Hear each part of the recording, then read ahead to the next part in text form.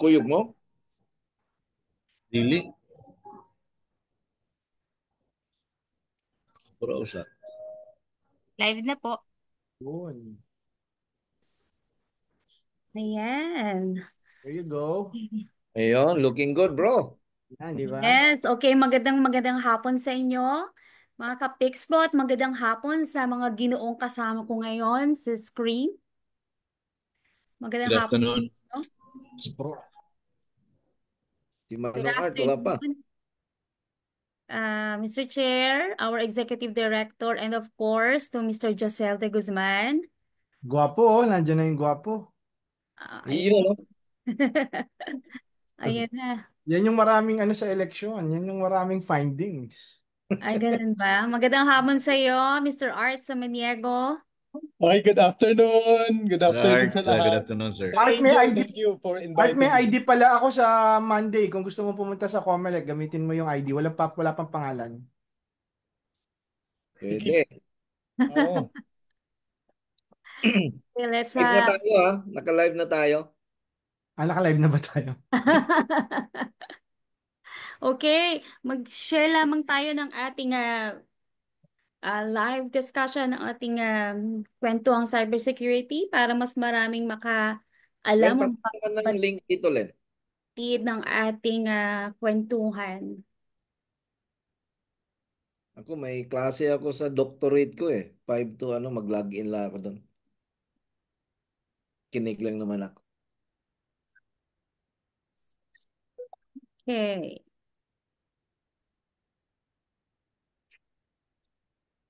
Dito rin sa ano, Len, sa chat ng Zoom para makashare din sila Manong Art o si Bro Josel.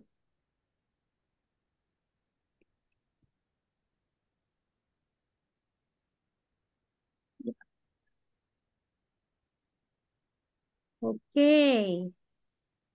Um,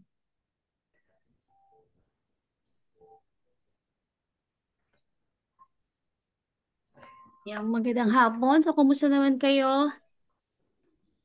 Good. By the way, we'd like to congratulate the entire Catholic community and actually the humankind for having the 267th Pope, no? Meron na tayong Pope ngayon, no? Si Pope Leo the 14th. Lalo na mahirapan si Trump nito. Si Cardinal Provost, who is from the USA. Okay. So, meron na nga tatay ang ating simbahang Katolika. Alright, bati-bati na muna tayo sa ating mga viewers. So ayan, si VP Mario Enteria, maaga. Magandang hapon sa iyo at ganoon din sino to? Si John Cruz. Magandang hapon. Ayan. Alright. Um, Yan, magandang hapon din sa pinsan ko watching. Pa-shout out daw. Si Dale. Hello sa iyo, Dale. Okay. Traffic na ba ngayon? Marami na nag-uuwian para sa eleksyon sa Lunes. Grabing traffic sa Cebu. Ah, Mula Lapu-Lapu, Mandawi. Super. so mas traffic na ngayon. Super talaga. Super As in. duper. Tapos meron pa mga caravan. Caravan Oh, pa yung mga this is their last hooray na yata, di ba? Or up, up until tomorrow, meron pa. siguro bukas yung ano nila. Yeah, yung last. Oh, hello sa iyo, VP Share Ann. Hello. We miss you. Yan. And si Jobalisa Duarte, good afternoon. He's watching from Ascot, Baler. Yan, magandang hapon sa lahat ng ating mga kapexpo dyan sa Baler. Okay. Meron ka bang ipapa-shout out dyan? Edie? Kuya Edie, meron ba?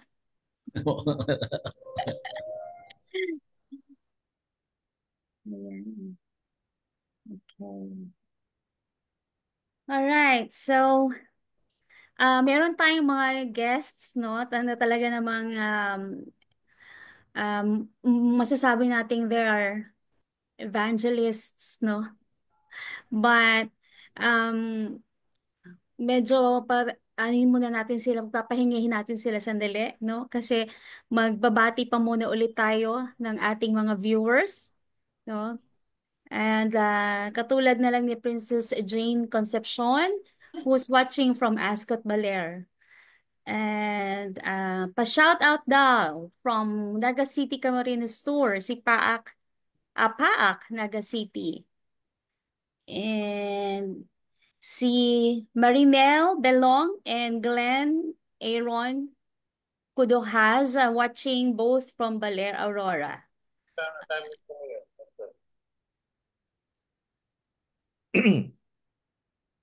Talagang ang daming nating attendees, no, from Ascot, Baler. Oh, si VP Shera, sabi niya magandang hapon sa mga distinguished guests. Oh, ayan. Sige. VP Shera, mamaya magtanong ka ha.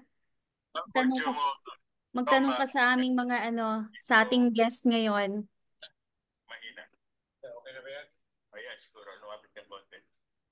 Meron din tayong from Paak, Naga City. Yeah, oo. Ano ko na kanina, Mr. Chair. Yeah. And Yung kabilang ko, yung aking doctorate na klase. si Tebo, sabi niya magandang hapon mga Kapix Pro.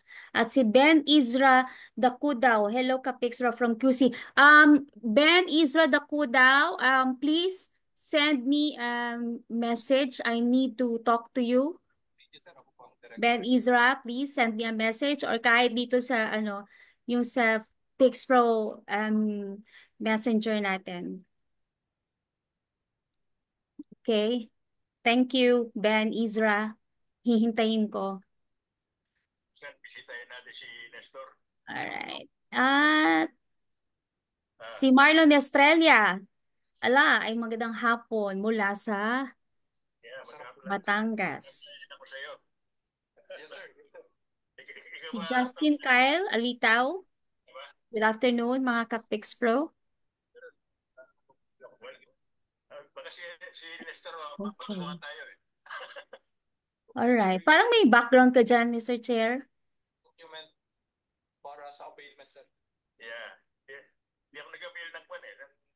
Don't mind lang the mamaya i-mute ko rin to dahil nakalagin ako sa May klase. klase. Yeah, kasi baka naririnig na nga eh. Anyway. Mag-start na tayo, mag-mute ako. Okay, hello Pras Alan, magandang hapon sa iyo. Ayan, from Pras Alan from Bacolod.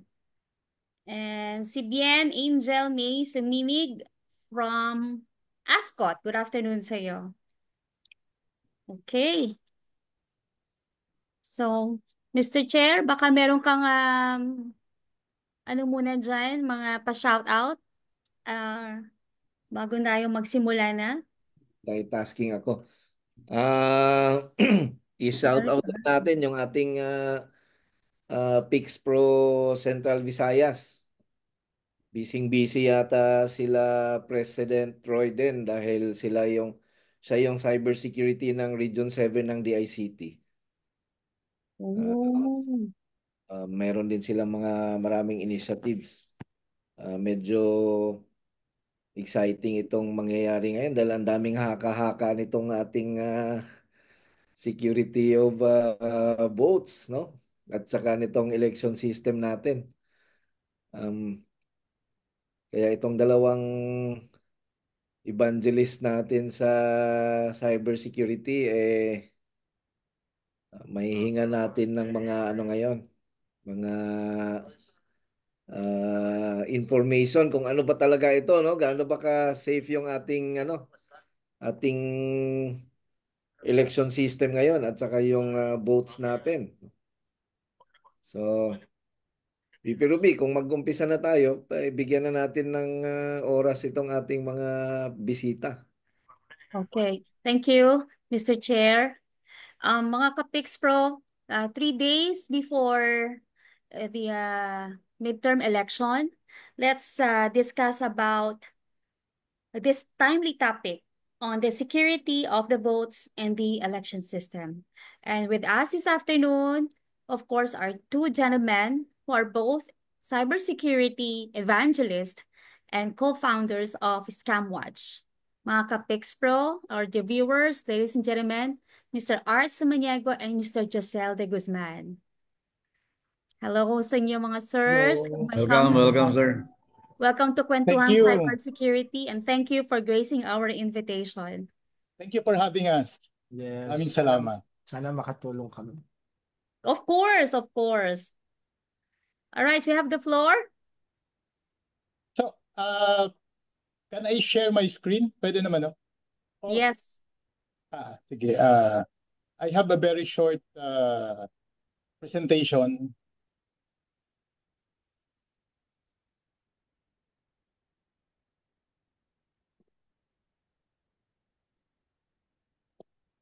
Dali, di ko makita yung screen ko na isi-share.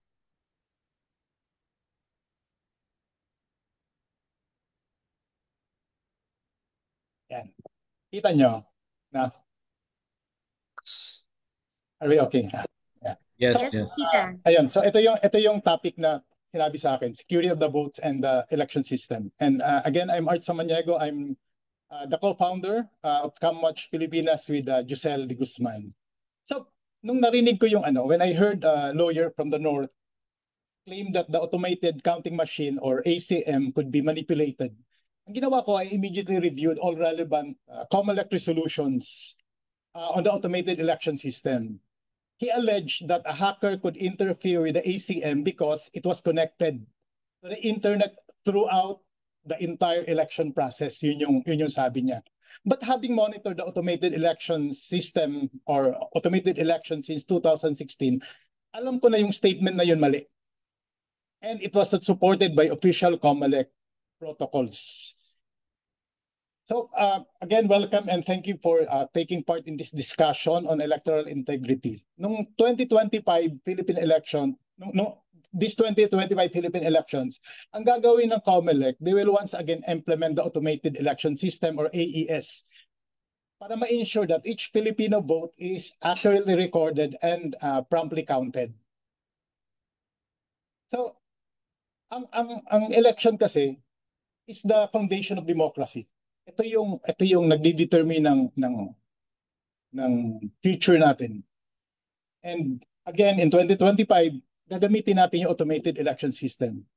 Ang system na to not only expedite the electoral process, but will also do it as the COMELEC and the government claims with accuracy and transparency at its core.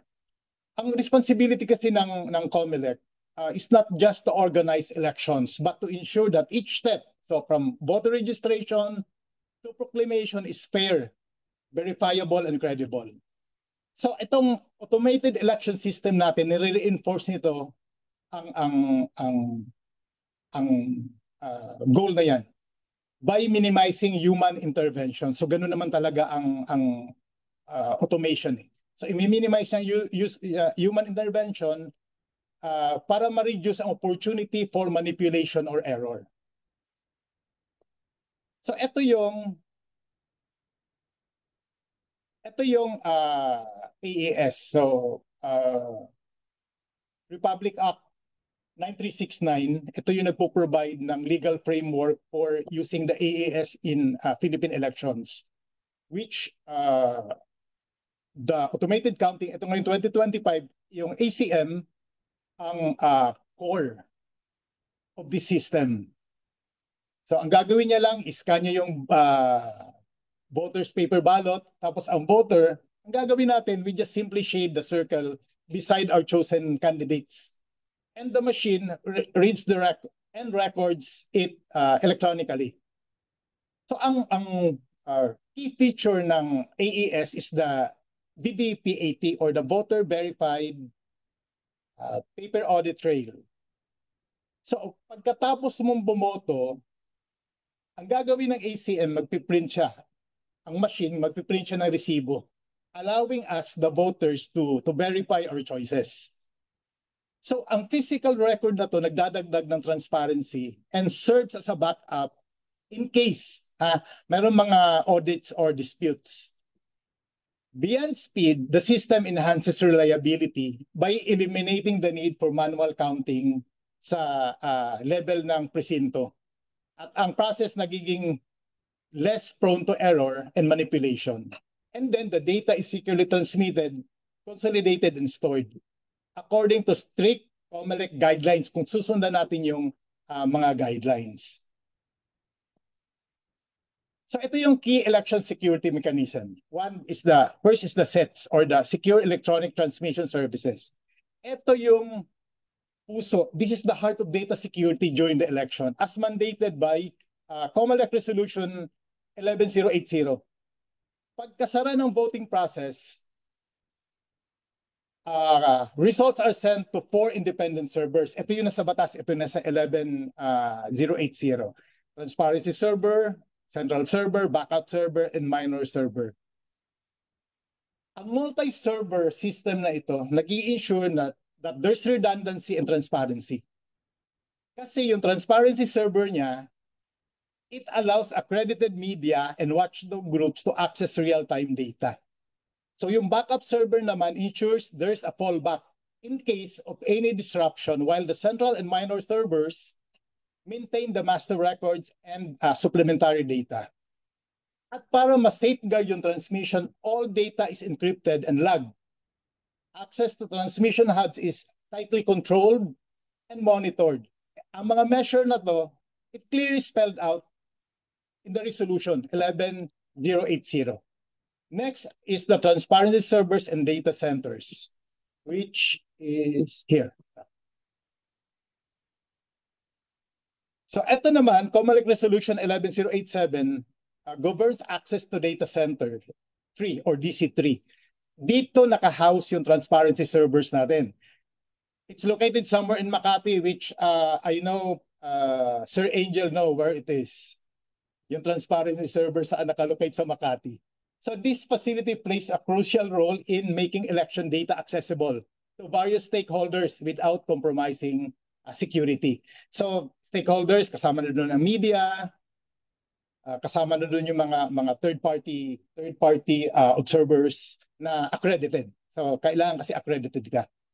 And also the resolution 11087, meron siyang strict protocol doon kung sino lang ang makaka-access dito. Dapat you have credential. You have credential to access this area and complete with CCTV. Tapos,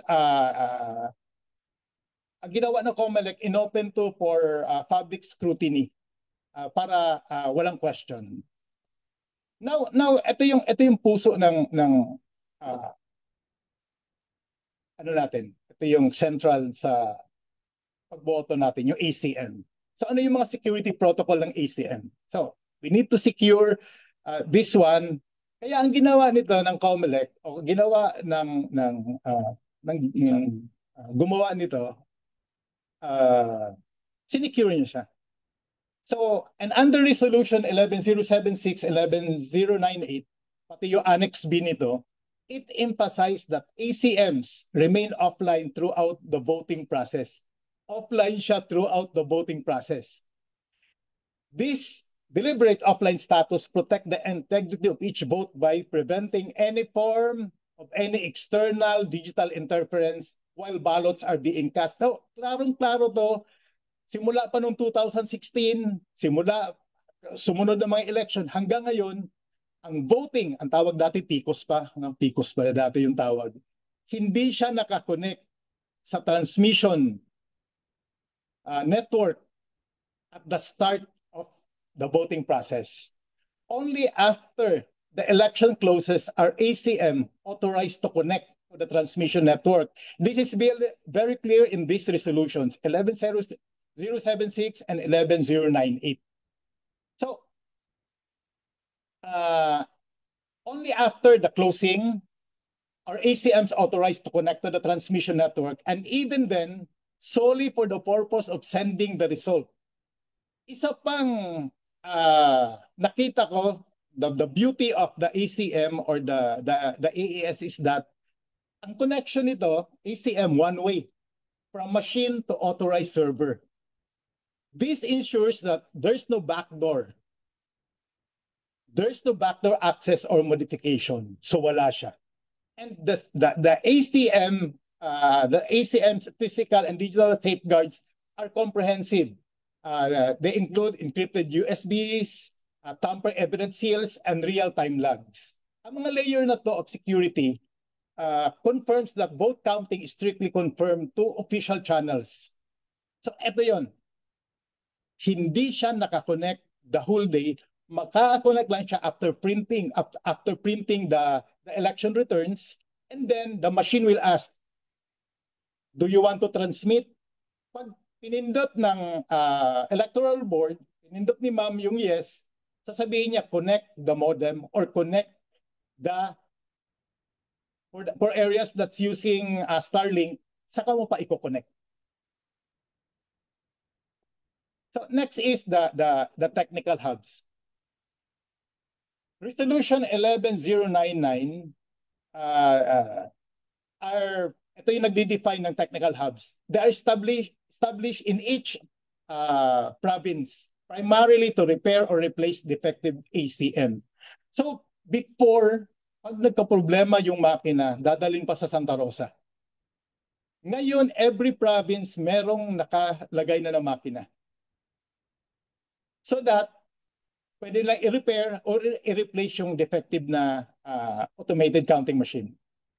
These hubs, as defined in the COMELEC Resolution 11.099, ensure that technical issues during final testing and sealing or on election day mismo don't hinder the voting process. Pero dapat nating tandaan, kasi ang dami mga conspiracy theories ngayon, na yun daw mga technical hubs ginagamit pag-transmit.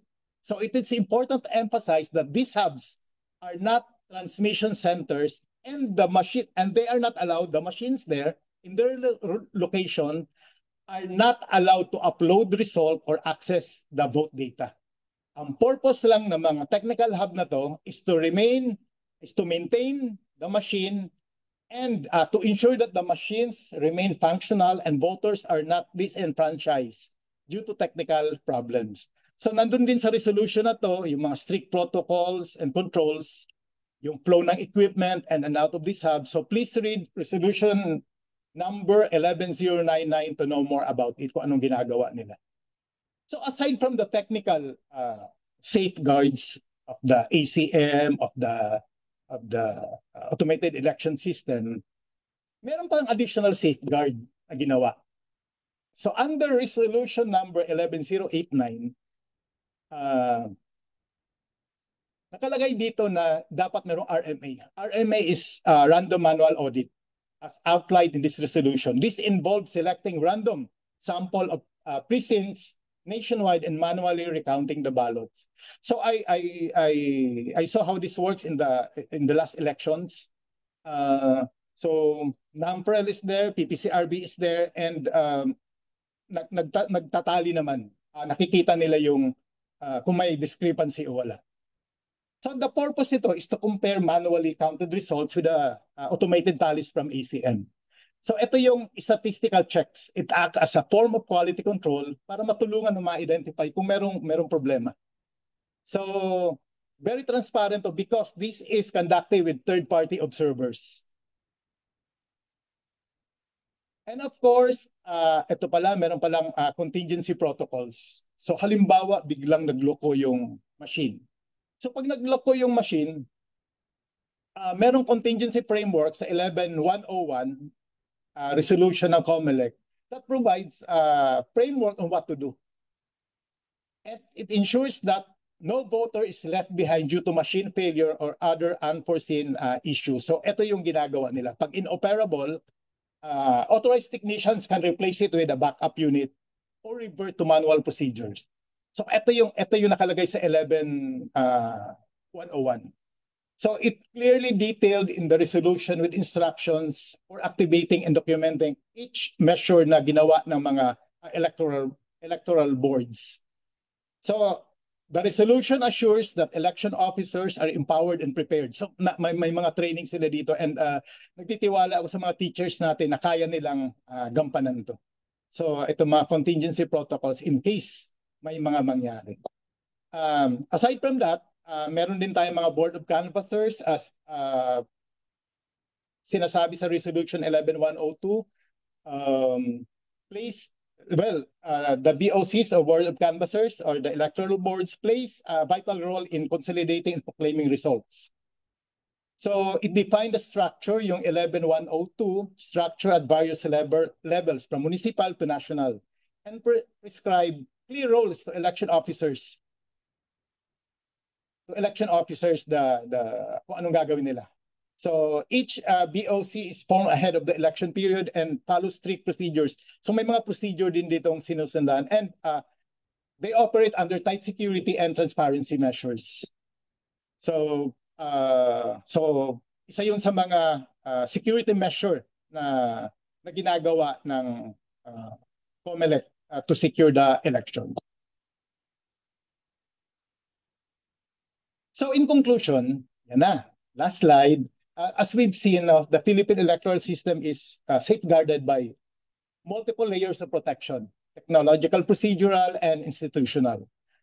Simula sa design ng AES to its implementation through COMELEC's official resolution, bawat step niyan engineered to protect our vote.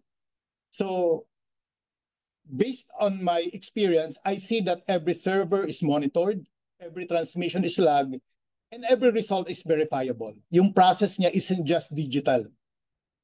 The process is accountable, inclusive, and subject to independent validation. This election, I see that transparency isn't just a promise. It's built into the system of the AES. So as responsible citizen po, we must stay informed and engaged. Yung collective vigilance natin strengthens democracy. By trusting the process and demanding it remain transparent, we help preserve the integrity of elections for our future generation. Maraming salamat po. Oh, thank you. Thank you, Sir Art. That's Thank you, Sir Art. Thank you. very informative, ha. Nagkaroon kami ng level of confidence dito sa ating election system. Merong nag-message sa akin dito, yung friend ko. Sabi niya, very informative. Sana may ganito na commercial. Imbes na mga campaign materials ng mga kandidato. Sana daw may mga ganun, ano? Like mga, siguro mga 30-second na TikTok or Reels man lang. Pero parang wala akong nakikitang ganito. And sa experience ko, parang ngayon ko lang narinig ito. Kukwento ko sa inyo kung bakit. Ayan, sige. Sige. So, nandun na yung technical aspect na diniscuss ni Mr. Art, ni Manong Art. Napaka-extensive, di ba? Suddenly, ang ikli-ikli ng slides, pero nagkaroon ng nailatag niya na kung gaano to ka-secure. Now, we need to understand, ito yung problem ng lahat. That's why we created Scamwatch Pilipinas. Kulang kasi sa education campaign. And when they do education campaign, syempre hindi mo masisi kasi kailangan ng budget, di ba? Kailangan ng malawak na reach. In fairness naman to COMELEC, si Commissioner, nagkaroon ng mga roadshow siya, laging nasa media. The only problem, based on our experience, a media campaign, a PR campaign, news, using the news media, is not enough to send the message. Kasi kami, parang since 2023, we're already promoting 1326. And every time I go to a talk, sa simbahan, sa eskwelahan, di ba? Even sa mga cybersecurity forums, di nila alam yung 1326. Samantalang yung generate na report sa akin, ito yung reach, naka 600 million reach yung media campaign namin. Parang, uy, di ba? Parang, ang dami nun, But whenever I ask, walang 1326. It's the same here. It's the same. Actually, ang nagkaroon ng problema, may nakalatag dapat na campaign, education campaign to help the COMELEC with ScamWatch. The only problem was, nagkaroon ka ng change of leadership sa DICT. At dahil nagkaroon ka ng change of leadership sa DICT, yung mga plans ng previous DICT administration, hindi na natuloy. Kasi ang nangyari dito sa new leadership na ito, natanggal yung dalawang cybersecurity heads mo eh. Nawala si former USEC Jeff D. At the same time, nawala rin si si ICC head USEC Alex Ramos, di ba? So terminate yung tenure nila in the middle of the election. Kaya yung mga plans noon, hindi na natuloy. Kasi yung plans dyan, I was talking to Comelec then when I was in San Beda, may mga roadshows kami dapat. As in pupunta, papaliwanag yung mga dinidiscuss ni Art at the same time how to detect deepfakes. Di ba? So hindi na siya natuloy. So that's one. Kaya ngayon, in the middle of the election, wala kang heads ng cybersecurity kasi walang announcement yung DICT. Kaya wala kang campaign. In fairness naman to DICT, mga kaibigan natin yung mga nandun, they have campaigns, di ba? O meron silang monitoring center. But kulang pa rin. Di ba? Ano yung minomonitor nila doon? Na-detect ba nila yung breach sa GMA7? Di ba? Parang paano yung mga tao, paano yung mga voters, yung 1326 ba umaandar pa? We don't know. I haven't yet talked to the ICT. We haven't talked to the ICT yet, but we're moving kasi in a different direction right now. So kulang sa education campaign. Kaya yung learning dito, dapat si COMELEC gumawa ng isang integrated strategic communications campaign just to ensure, 'di ba? Kasi yung premise lagi kapag may election may dayaan. There's always a fraud. And even with our partners, yung Citizens Crime Watch International, hindi ba? Parang yun yung mindset nila, magbabantay kami kasi baka may eleksyon. Ang lagi nilang kinakabahan dahil since time immemorial, meron ka ng mga watchers diyan sa during the election, ang hindi nila sakop kaya nagkakaroon ng fear. It's magkakaroon ba ng dayaan kasi bago yung supplier mo, ng voting machines. Ito namang supplier ng voting machines mo, hindi rin gumawa ng sariling campaign. Hindi ba? Parang, okay, the first thing that you need to do is to gain the trust of the voting public that your system is actually trustworthy. That's one. COMELEC, together with COMELEC, you should also gain the trust of the public that your processes are also trustworthy, which they are, according to Art, di ba? Yung pinresent ni Art. But no one knows that. I mean, I was in a group of media and then yung isa may gagawa ng campaign, they sent me this material. Kini-question yung transparency, kini-question yung mga redundancy, uh, simply because there's people don't know. People don't know. That's the problem from the communications aspect. So, yung mga pinresent ni Art, nalaman ko lang yan because I attended the kapihan with Commissioner Garcia there. Di ba? Pinaliwanag niya ng maayos. Pero at the end of the day, lahat ng mga nanonood dito at lahat ng mga tao, hindi alam. So, kaya lang, syempre, kami naman dito, we cannot also stage a campaign kung hindi naman kami hinihingan ng tulong kasi ah hindi rin naman namin kakayanin. Kasi kailangan dito kapag mga education campaign, it's the whole society approach. 'Di ba? I-educate mo, hindi ka lang sa media, hindi ka lang sa social media, hindi ka lang sa on ground. As in talagang puspusan yan. Kung nangangampanya yung mga kandidato para makilala sila, dapat ganun din yung ginawang effort ng supplier ni Miru at ni Comelec at ng mga government agencies like the ICT, di ba? So kung ngayon niyo pa lang nakikita, ngayon pa lang nilalabas ni PNP na okay, they're ready, yung mga military, even the ICT ngayon lang siya naglabas ng oh, we have this monitoring system, di ba? So but pagdating sa tao, anong gagawin ko? Saan ako tatawag kapag let's say may nakita akong nandadaya? May reporting hotline ba? Alam ba ng mga tao 'yon? So in a way yung trust level hindi siya na-address in this election. Hopefully next election mas ma-address siya. Di ba? You cannot just say very general that we have this, we have that, we're ready. How are you ready? What are you anticipating? What are the issues of the voting public? Di ba? Kung bakit, kasi dalawa lagi yan o dadayain kami, di ba? So, right now, yung isang best example dyan, there's a breach. GMA 7, there's a breach. Na-detect ba yon? Ilan pa yung mga breach na hindi natin nalalaman na meron dyan? Nadidetect ba yon? Yung ba yon? Kasi you have to distinguish monitoring from cybersecurity. Kung ano yung ginagawa nyo, meron bang breach? Nakikita nyo yan, di ba? Mag-a-alarm. Meron bang sa mga tao, sa mga masa? Okay? Meron bang, paano ba yung, may dayaan bang nangyayari? Kasi ang daming precincts niya. So from our point of view, I think the government in general should also consider next election, lalo na presidential election, to create an education campaign. Gastusan po natin, 'di ba? O kaya lumapit po kayo sa mga tamang ang dami diyan, ang daming mga creative agencies diyan that you can partner with. You can partner with media organizations like KBP, NUJP, 'di ba?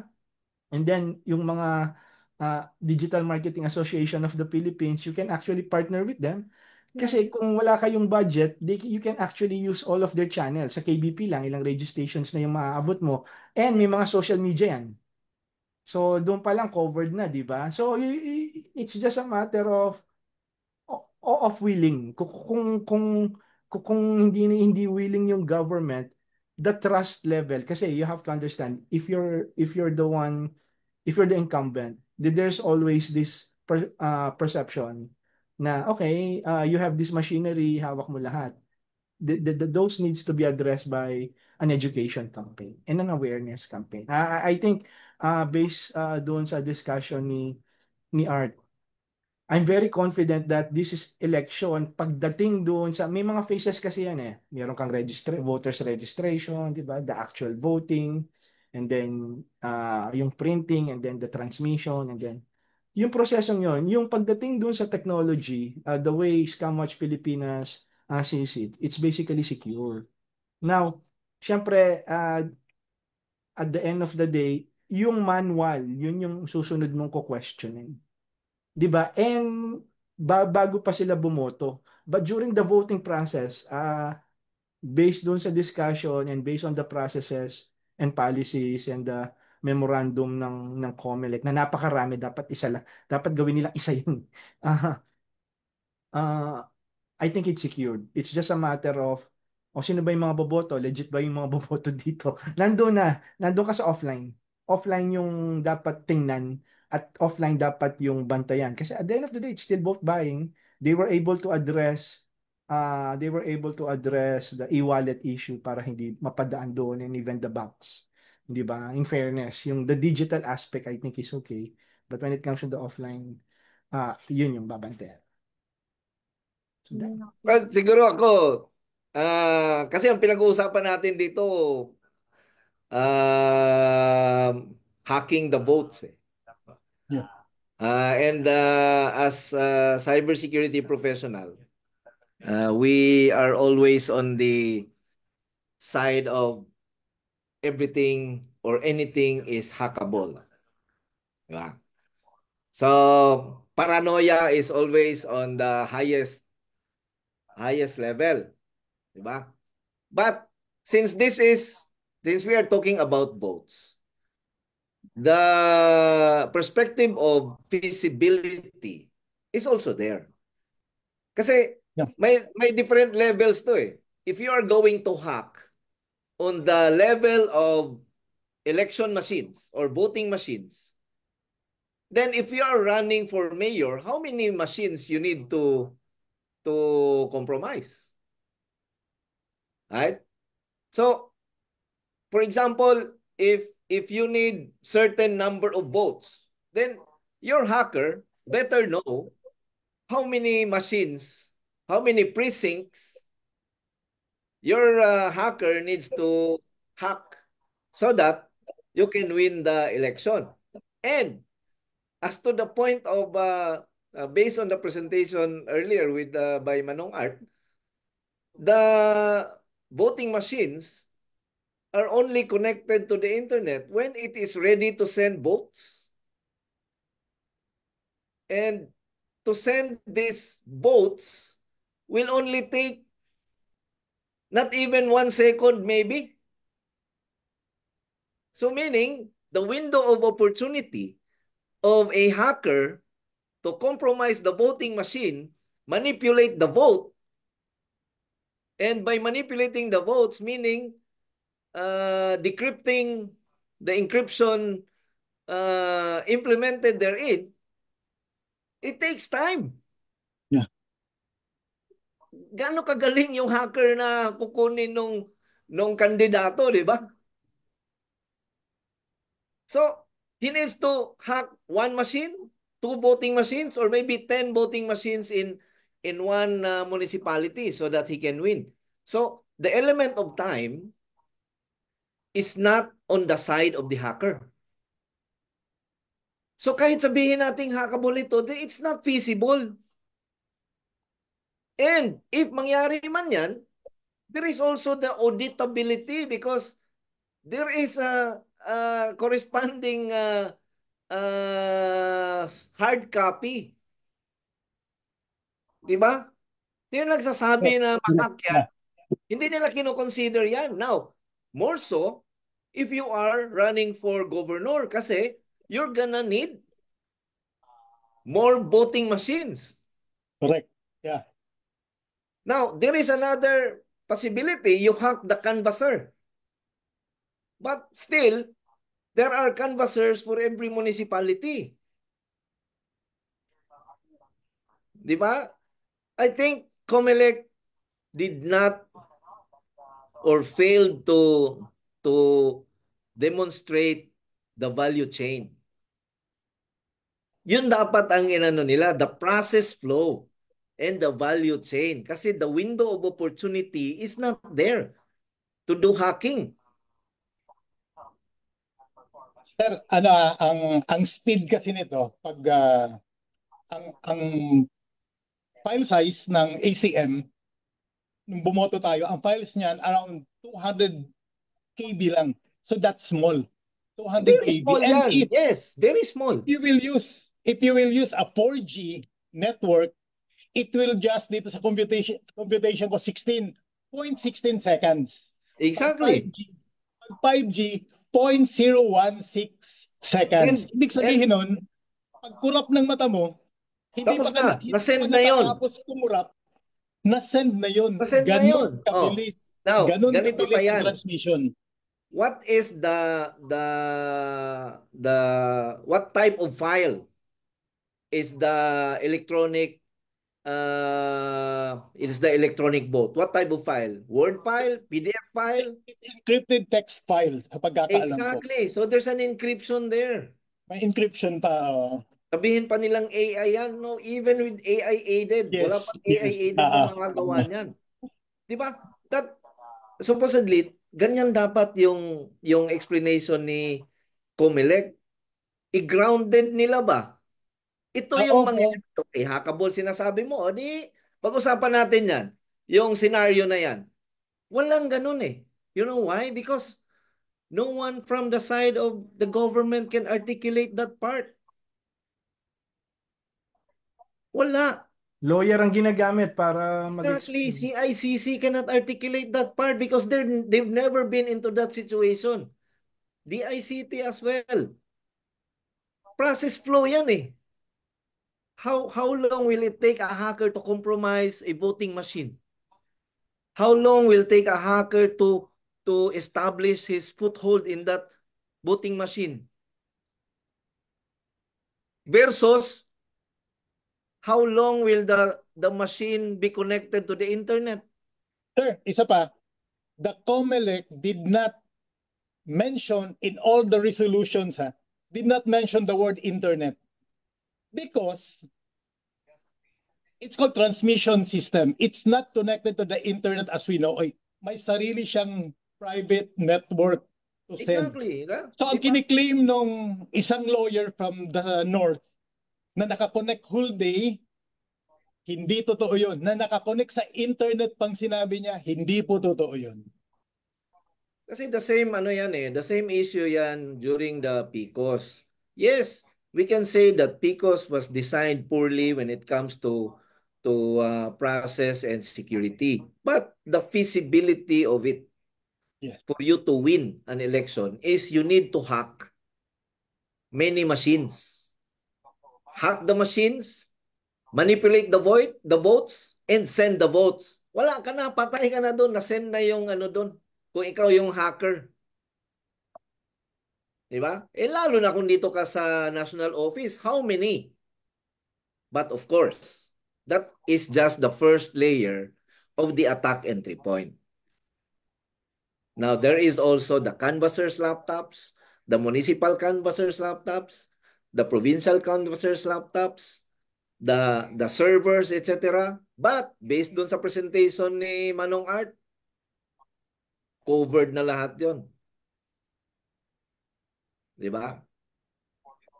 So, kung mahack man, mayroon tayong auditability because may piniprint tayo na Yes. mga ano electronic votes di ba? Hard copies. So, I think ang kailangan lang ni Comelec is someone who can articulate this. Si Art. Pwede na kayong dalawa. Actually, Si nag-volunteer. Giselle tsaka si... Sir Angel, actually, nag-volunteer ako eh. Yung lagi na nagsasalita, yung nagkiklaim na kaya niyang i-hack ang ACM. I volunteered. I was in-zoned by the COMELEC. You should. It's the same thing. I mean, there's also we also reach out. We were also censored by the government, by a particular agency. Actually, Yeah. if there will be fraud, it will still be the traditional fraud, no? Vote Yes, sir. buying. I agree. I Yeah. agree. On the digital Ang side, dayaan, yeah, ang dayaan everything. magsisimula offline. Yeah, Hindi. offline. Bago Yun. mag-election. Nandun yung Kasi dayaan. yung gagawin nandun lang yung dyan, bilihan ng let's boto. say, kung national yung tinatakbuhan mo, ilang presinto meron tayo. Ang kailangan mo lang naman dyan, magdagdag ka ng mga 25 kada precinct na new voters eh. Di ba? Legit yun. Eh, well, hindi sila So, legit. So, yan yung pero, mga yan yung mga dapat i-consider. Pagdating dito sa mga digital related fraud, cyber related fraud like hacking. I think tayo makaka-volunteer tayo to debunk yung mga kiniklaim nila na kayang mandaya through hacking. Kahit saan Oo. kahit saan kami pang-abot kung sino man yang haharap dyan, masisira siya. Kasi yung Oo. value chain pa lang, yung process flow and value chain, it's no longer feasible. That's why yung feasibility ang dapat na pinag-uusapan dyan. Okay, sinasabi mo hackable, but it's not feasible. It's never feasible, kahit noon pa. Diba? Yes. Unless, meron kang insider dyan. Which is another story. Which is another story, di ba? it's really Yeah, the let's give way for some questions now from our viewers. I'm sure nasagot na rin ito, but just so there's a question from Ben Izra Dakudaw. Question: Hello, Sir Art. How are we assured that the tabulation and consolidation of votes have not been tampered? maliwanag. Yeah. So meron kasi mga resolution doon na nakasulat. So malalaman natin na hindi siya tampered kasi una meron digital signatures of election returns. So bawat election return may generated by the ECM is digitally signed using one, the digital certificate, ang pangalawa, pre-installed secure keys. So ang digital signature na to nag-i-ensure siya na the result originated from the authorized ACM and the ER was not tampered. So pangalawa, merong hash code validation. So bawat ACM meron siyang hash code. That's Sir Angel SHA-256 digest. This code is unique to content dun sa ER. So reference ito is COMELEC resolution number 11080. Pangatlo, meron siyang multi-dimensional redundant transmission. So the ACM, ayun nga, maraming servers pinadadalan. Ang pangatlo, ang pang-apat, encrypted channels. So, kahit ma-intercept yan, hindi yan mababasa eh. So injection of outer data during transmission, hindi pwede, hindi na mababasa yan. So end-to-end encryption yan. And it's using virtual private networks. Also, ito, nabanggit ni Sir Angel kanina, may mga audit logs eh, and public hash code. Yung public, yung media, yung watchdog groups, meron silang way to verify the ER by checking the hash codes and matching them against the ER ng presinto. So, ayun, in summary, we have five ways to verify. One, digital signature, hash validation. Number 3, redundant transmission, encrypted transport, tapos yung transparent ng audit mechanism. So, ma-assure natin yung integrity ng election. And ng timestamp. votes. May timestamp yan eh. May timestamp, yes sir. Creation of the AR, may timestamp. If you tamper Yes, sir. that, Kasama siya sa i-create logs. ng panibagong timestamp yan. Yes, oo, kasama sa audit logs. And Yung file mo, kahit nilagyan mo lang ng kama, magbabago na yung hash code niyan. And it will be rejected and ipa-flag niya as compromised. At hindi siya isasama sa bilangan, i-question niya yun. At saka yung yung feasibility nga, when do you tamper? You will only tamper when the votes are already casted, di ba? Yeah. And the voting machines will only be connected once the voting time has end. Meaning, lahat na nakaboto na alas 5. Sabi alas 5, oh, end vote.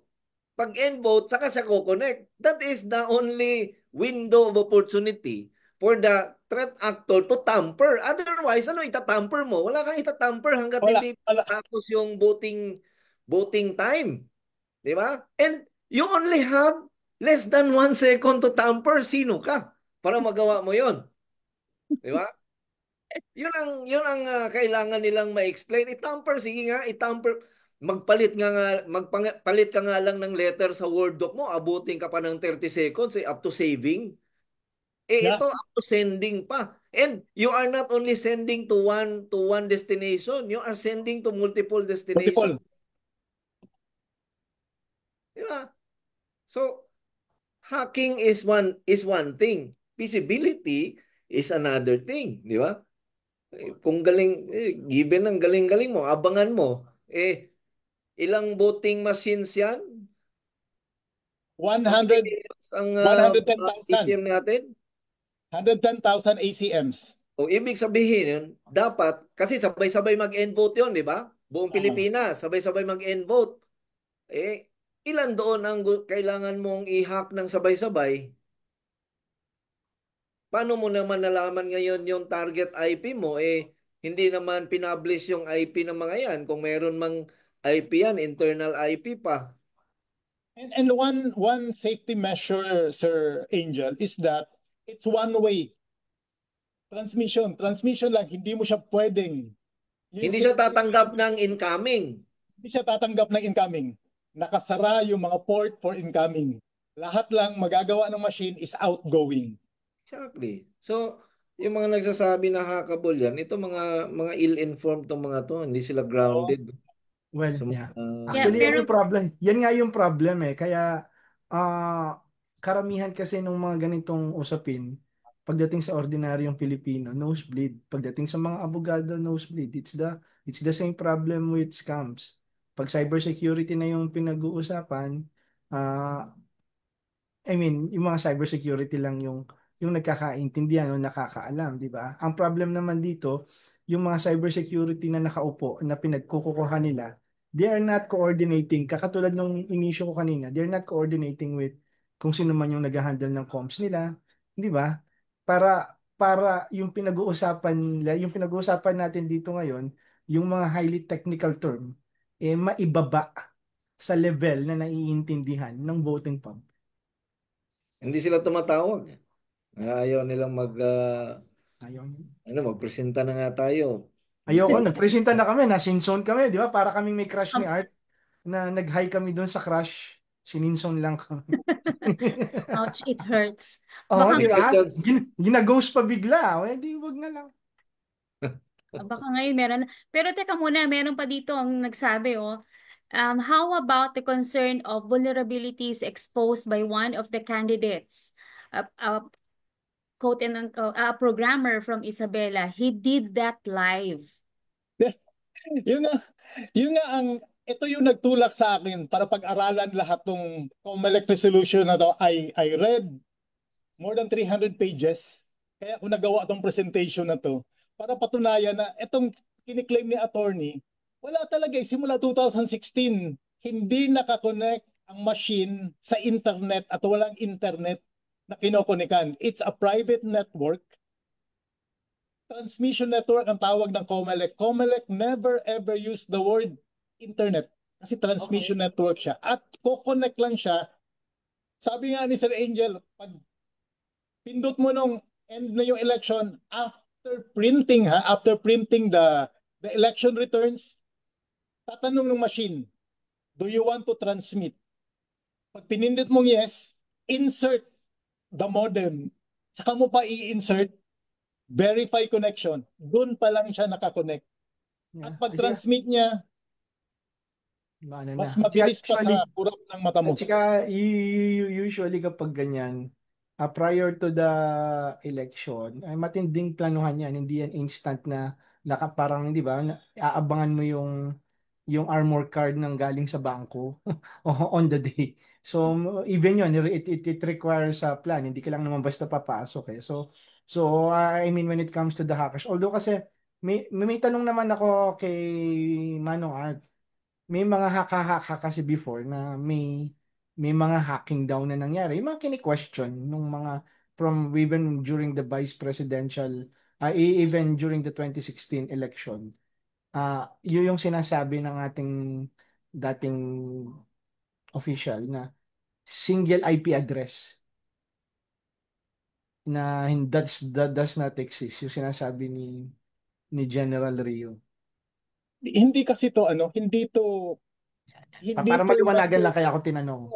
hindi to yung networking as we understand it eh. Hindi to yung internet connection. Wala namang local area network kasi. Yun. Oo. Walang local area network yan. Yeah. Yung mga voting machines are not connected to a network. They are connected, siloed, physically disconnected from each other or from any device. Diba? So, siguro wala rin naman tayong context, 100% context doon sa sinasabi nila Yusek Rio, no, na internal IP address. Maganda yung maging maging usapin yon end-to-end. At i-drawing natin yon. Yun ang gusto kong gawin. Yun. Para makita natin kung saan ba talaga nanggagaling yan. Si COMELEC is not commenting on that. Alam mo naman tayo, may dalawang reasons tayo na hindi tayo nagko-comment eh. Unang-una, ayaw na nating patulan. Pangalawa, ayaw na nating lumaki yung usapin, di ba? Kaya pero yan kasi yung mga walang- elephant in the room every time na may election na dapat i-address. Kaya kapag let's say pag tinanong dapat i-address ni COMELEC talaga yan. They need someone to articulate that in a manner that everyone can understand. Right. So, Oo. Katulad yung na isang lang. question ko, may isa pa akong question para lang for the sake kasi. Ito Giselle. Ano kasi, yung na-misinterpret niya na-misrepresent yung 192.168.0. something na IP address. So yung claim na yun na yung 192.168.0.2, hindi yung proof na merong fraud or man-in-the-middle attack. So yung claim niya based din sa misunderstanding ng basic network architecture. Kasi magiging napaka technical nito normal kasi and expected for many DCMO yung PICOS o yung ano ba yung machine na tawag that time na makonect doon sa network na yun, especially with secure VPN, yun nga siloed siya eh. So hindi siya magko-conflict kasi hindi naman siya private network. So An IP can appear in multiple internal networks, the same IP. Dito different sa segments. yes. Oo. I mean, different, lalo pa yung mga telco, different are divided into different clusters. Depende sa location mo. So for example, nasa Manila ka, yung internal IP na nakukuha ng SIM card mo might be the same internal IP kung nasa Visayas area ka. Di ba? So might be the same kung nasa Cagayan de Oro area ka. Kasi hindi naman sila magko-conflict eh. Mga internal IPs naman to eh. Hindi naman to Oh, broadcasted IPs eh. These are not internet broadcasted IPs. So even in one building, you can use IP range 1 in one room and use the same IP range 1 in another room as long as they are segmented. Di ba? As long as hindi sila flat network. Kapag flat network ka, magkikita conflict. yung IP range 1 at saka IP range Oo, 1 sa kabila, conflict 'yon. Pero conflict kung yan. hindi ka flat network, segmented ka, hindi yan magkikita. That's okay. Diba? So kailangan din niyang ipaliwanag. Kaso yung nagpapaliwanag yata sa kanila medyo pakalimitado din ang networking. Yeah. Kasi tayo Actually kasi, noon, yeah, the kayo kasi problem noon, Manong, Art, wala tayong Oo nga. Google noon eh.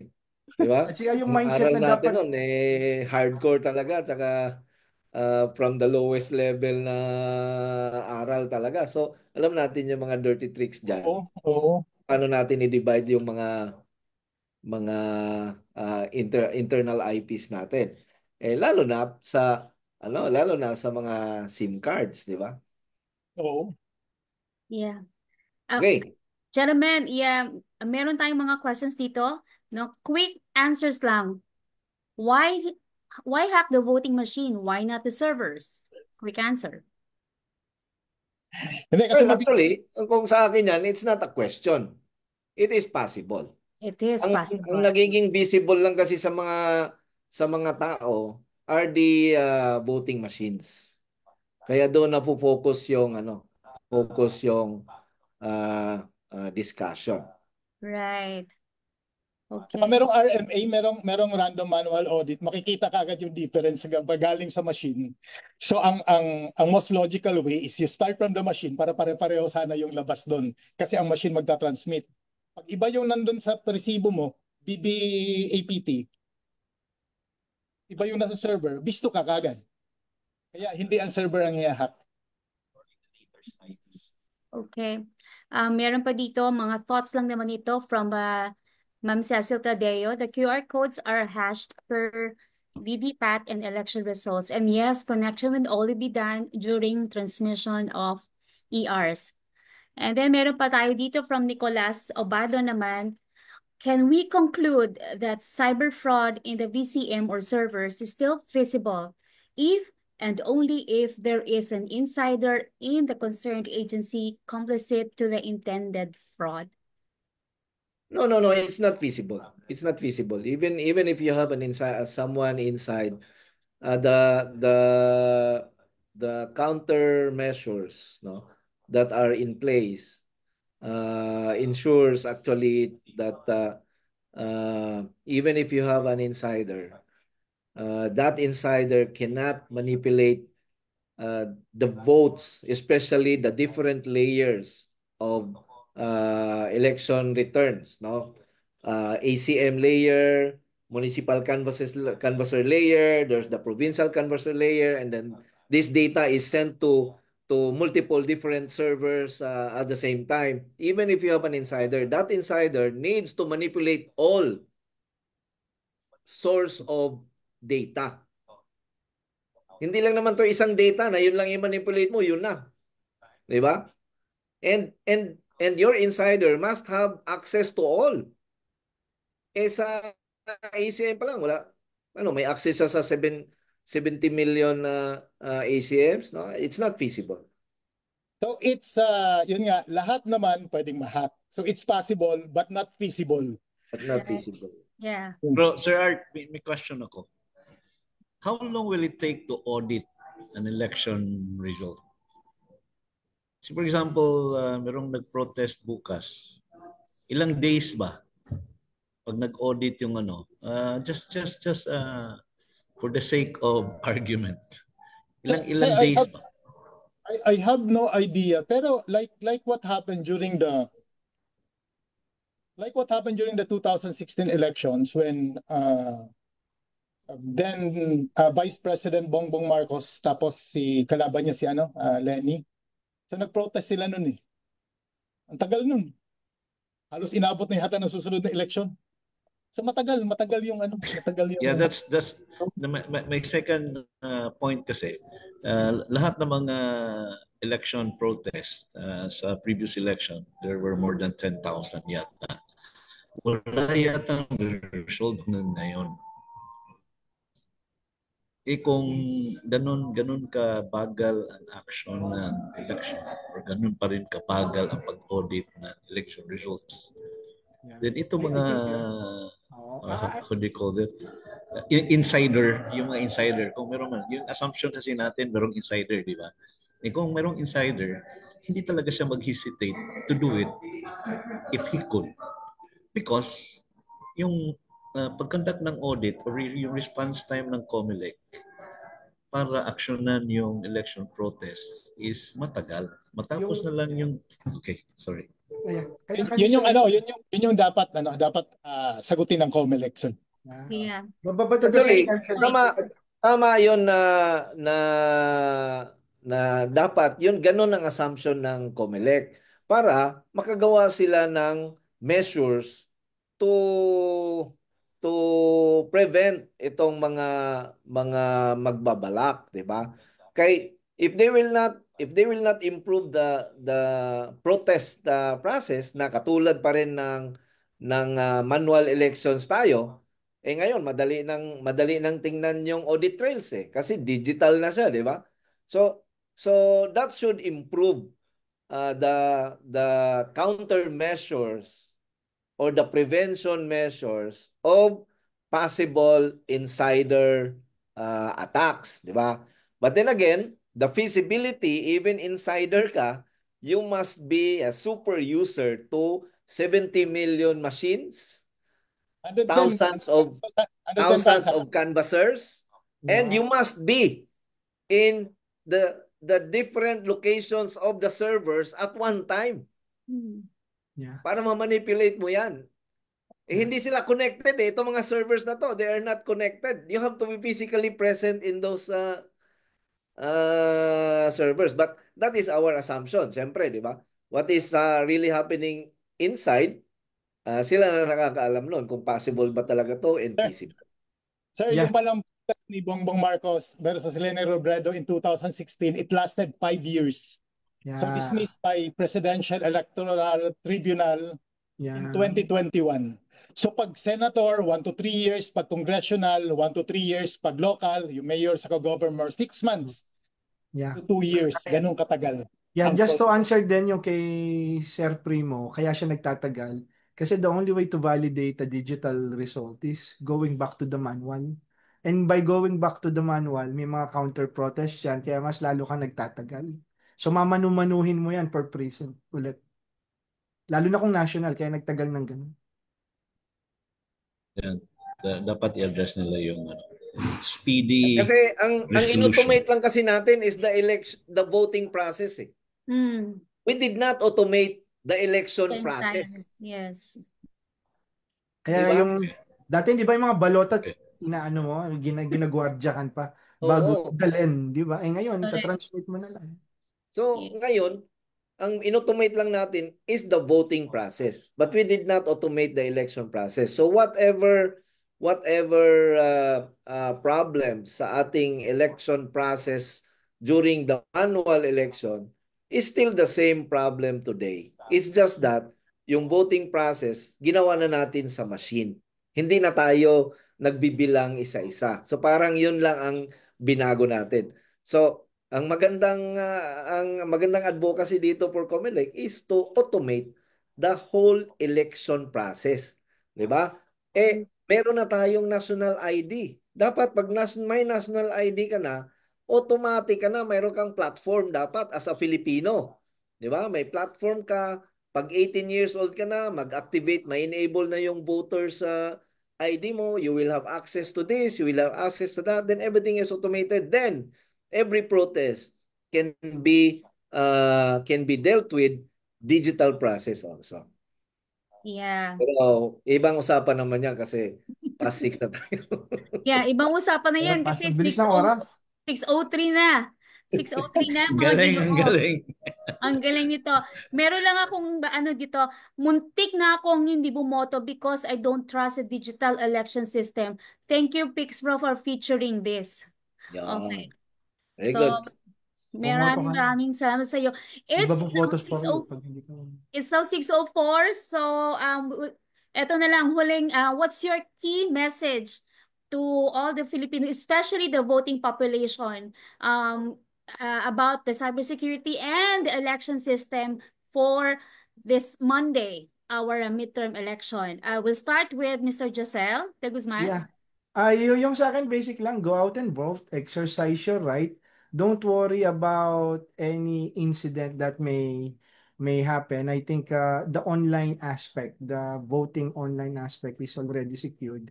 Hindi ba? Kasi basta vote and then believe in the system, continue to believe in the system. And for this part, I would like to thank Pixpro for doing this kasi ito yung kulang. What you need to understand, cybersecurity in terms of the intellectual level, mataas. And the good thing about what you're doing is binababa nyo siya. So, ito yung kailangan gawin nung government. Kasi pag pumunta ka sa any government agency, sasabihin sa inyo, pagdating ng digital, pagdating ng technology, DICT. Di ba? Hindi yon. So, kailangan, pag sinabi mong digitalization, it's not only the equipment, the processes, but it also the mindset. And your role, particularly for doing this one, it's a first step that all other industry associations like yours should be able to emulate. And that's the same mission of ScamWatch Pilipinas to make cybersecurity inclusive, to make it simple. Kahit na nosebleed, kailangan mong ibaba yung level na yon, at least the basic aspect, hindi na yung mataas. So thank you for inviting us and go out and vote. Thank you. Thank you. Manong Art? So, kung may katanungan po kayo tungkol sa automated election system natin, tungkol sa mga COMELEC resolution natin about this, I created a GPT. It's called Automated Resolution Translator and Simplified Assistance. Log in kayo using your search nyo sa ChatGPT. It will explain to you all everything about the automated election system. So magtanong lang kayo, it can answer in Bisaya, Ilonggo, Ilocano. Tanong kayo kung ano ang mga Libre gusto po nyo yan. malaman tungkol sa election system. Libre po yan. Libre, libre. Yeah, thank you. Thank you, Manong Art. Maraming salamat sa inyong dalawa for taking time to be with us this afternoon and inform the public of the cybersecurity, or rather the election systems, mga safeguards and the cybersecurity part of it. Okay? Actually, nagpadala tayo ng letter sa office ni Commissioner Celis para magpadala sila ng representative dito, but super busy daw sila. So,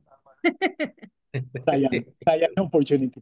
Hindi, mabuti na lang kasi ano, Lawyer ang ipapadala. kayo ang aming kaya nga So, yun, maganda sana rin na discussion kung andito sila, andito itong dalawang guest natin, no? At maano natin.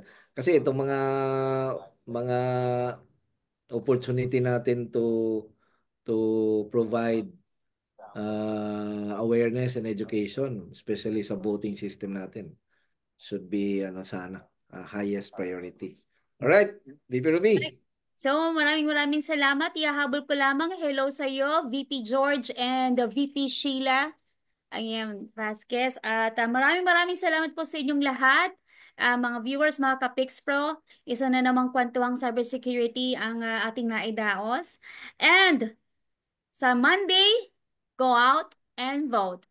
Okay, Yes. so, and Mr. Chair, ang ating parting words, kasama si Executive Director at ating mga guests. So, iba itong weekend na to, no? Dahil ito ang huling dalawang araw na ating pagnilay-nilayan ng ating mga iboboto. Iboboto ba natin ang makapilipino o iboboto ba natin ang makadayuhan? Iboboto ba natin ang maka serbisyo o iboboto ba natin ang makasarili? Ah, kaya ngayong Sabado at Linggo, pagnilay-nilayan natin. At ang sabi nga ng dalawang guest natin, magtiwala tayo sa ating automated election system. Magtiwala tayo, nag-improve na siya. Nagtiwala tayo noon na hindi pa improve, ngayon na highly improved na. Mayroong mga countermeasures, mayroong mga preventions, at ang ating COMELEC, nakita rin natin na talagang seryoso sila when it comes to penalizing election-related violations, no? Wala silang sinasanto, no? At diyan din natin uh, pinupuri si Chairman Garcia at ang kanyang mga commissioners. Nakita natin very visible ang ating chairman. Matarpulin man 'yan, anong tawag dito? Yung mga sinasabi ng politiko sa campaign nila, nandun si Chairman Garcia. So magtiwala tayo ngayon. At ngayong weekend na naman, no, ang sinasabi ng iba ay happy weekend. Pero tayo sa cybersecurity, lalo na at election natin, automated election natin sa Lunes, lahat tayo ay happy lang. Happy lang. Happy lang. Walang weekend. Thank you, Maraming salamat Manong Art. uli. Bro Josel. Thank you, Scamwell. Thank you, Josel. Mark. More power sa Thank you very Scamwell. much. Thank you. Sa Monday, go